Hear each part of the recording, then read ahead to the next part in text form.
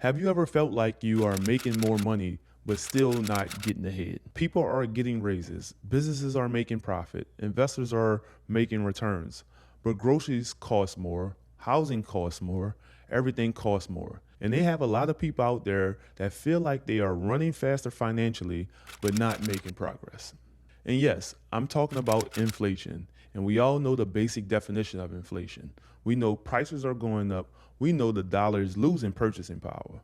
But very few people understand how to actually use inflation to help them. Most people experience the negative effects of inflation as consumers, while banks and wealthy people shift the negative effects of inflation to the savers and middle class.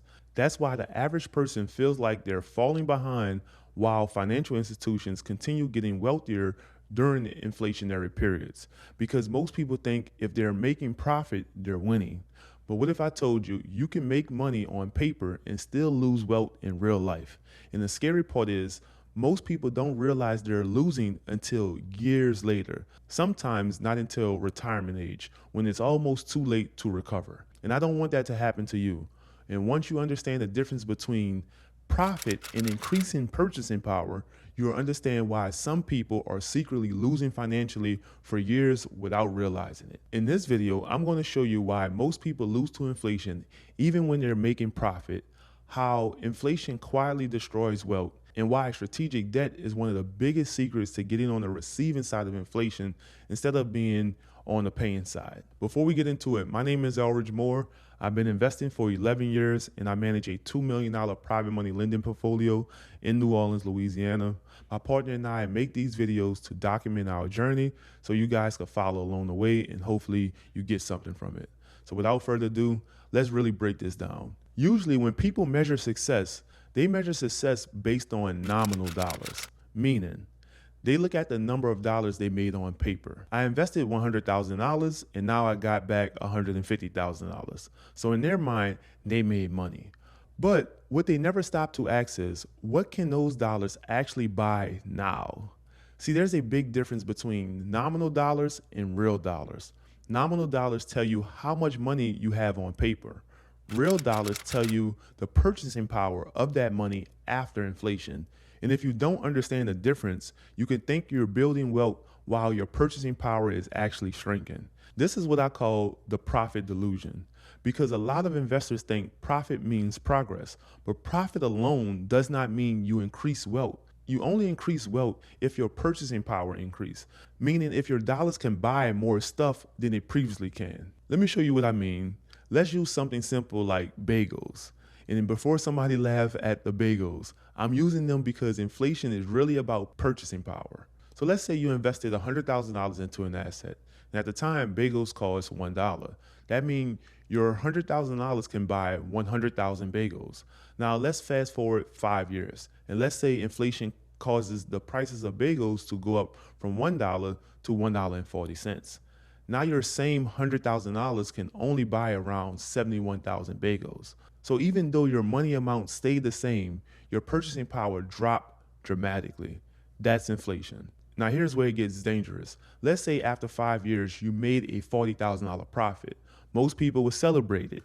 They say, I made money. But hold on, because now we have to account for inflation and taxes. So after taxes, that $40,000 profit may really only leave you with around $28,000. And when you calculate your real purchasing power, you actually went backwards. You started with the ability to buy 100,000 bagels, and now you can only buy around 91,000, meaning you made profit but lost purchasing power. And this is exactly why so many people feel stuck financially, because they're measuring profit instead of measuring purchasing power. And if this perspective is already changing the way you think about money, make sure you subscribe to the channel and like this video, because it helped this video get in front of more people. Thank you. Now let's take this a step further, because once you understand the profit delusion, the next question becomes, if cash is constantly losing purchasing power, then who is actually winning during inflation? The people losing the most during inflation are usually the people holding the most cash. And this is why the middle class struggles financially during the inflationary periods, because most people were taught save money, stack cash, and put your money in the bank and avoid debt. But the problem is cash by itself constantly losing purchasing power, meaning even if your money amounts stay the same, what that money can buy keeps shrinking. And this is why I admire banks so much, because they already know this. This is why banks don't just sit on cash. They take your deposits, the saver deposits, the people letting money sit still in savings accounts, and immediately deploy that money into assets, loans, businesses, and investments. Why?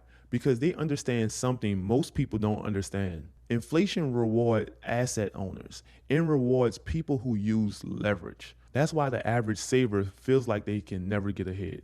Because while they're proud of saving $100,000, inflation may have already destroyed a large portion of its purchasing power. And this is the part most people never think about. The bank knows the dollars they pay back in future dollars will be worth less than the dollars they lend today. Let me say that again. The bank understands that future dollars becomes weaker over time.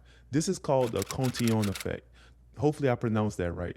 The Cantillon effect is an economic concept stating that inflation has uneven effects on an economy, benefiting early recipients of new money, like banks or investors, while hurting those who receive it later due to the rising prices. So when banks lend money, they often paying back debt with cheaper dollars in the future, while paying the savers almost nothing in return.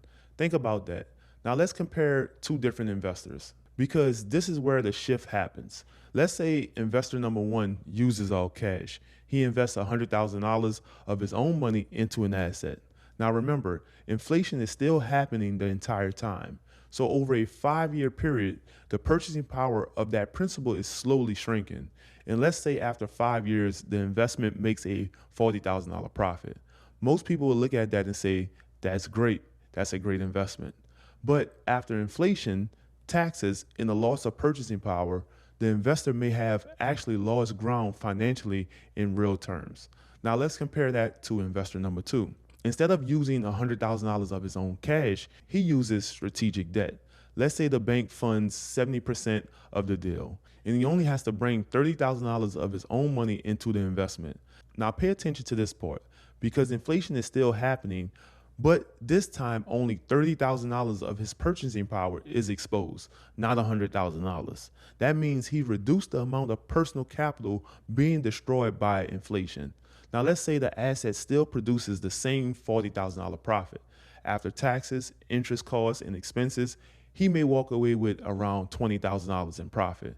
But remember, he only exposed $30,000 of his own purchasing power to inflation. So now, instead of losing purchasing power, he's actually increased it. And this is the part most people miss. Strategic debt allows you to shift a large portion of the negative effects of inflation away from your personal capital. In other words, leverage shifts many of the negative effects of inflation onto the person or institution lending the money. And banks understand this extremely well. But here's what's interesting. Banks don't want to absorb the negative effects of inflation either. So what do? They shift the negative effects onto the cash depositors, the savers, the people leaving money sitting in the bank accounts, the people holding large amounts of idle cash. That's why the banking system continuously works to move money out of stagnant cash positions into loans and assets, because inflation punishes idle capital. And once you really understand this, you start realizing the financial game is not just about making money. It's about positioning yourself correctly in relation to inflation.